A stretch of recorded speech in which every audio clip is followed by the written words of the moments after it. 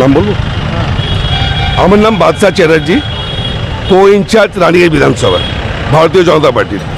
আজকে যে বিক্ষোভটা আপনারা দেখলেন সেটা কল্যাণ বন্দ্যোপাধ্যায় আমাদের উপরাষ্ট্রপতি ধনখড়জিকে নিয়ে যে ভাষায়, যে অঙ্গিমায় আপনারা হয়তো সোশ্যাল মিডিয়াতে দেখেছেন, অঙ্গভঙ্গি করেছেন, তারই বিরুদ্ধে, তারই প্রতিবাদে আজকে আমরা রোড ঘেরাও করেছিলাম রানিগঞ্জ মণ্ডল থেকে। আর এই টিএমসির কাছে এর থেকে বসে আমরা কিছু এক্সপেক্ট করি না।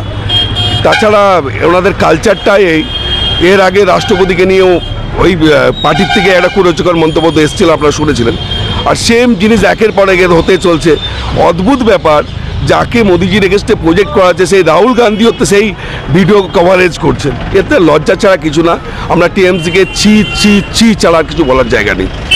বলেছেন এবং যে সমস্ত আচরণ ভঙ্গিমা করেছেন তা সম্পূর্ণভাবে সংবিধান বিরুদ্ধ, এবং এই কাজ তিনি করে তিনি যে নিম্ন মানসিকতার পরিচয় দিয়েছেন এবং তার দলের যে নিম্ন মানসিকতা আমাদের সবার সামনে প্রকাশ পেয়েছে, তার বিরুদ্ধে আজকে আমরা বিক্ষোভ করছিলাম এবং এই শান্তিপূর্ণ বিক্ষোভ করছিলাম আমরা এখানে রানিগঞ্জ মণ্ডল 1 বিজেপির পক্ষ থেকে।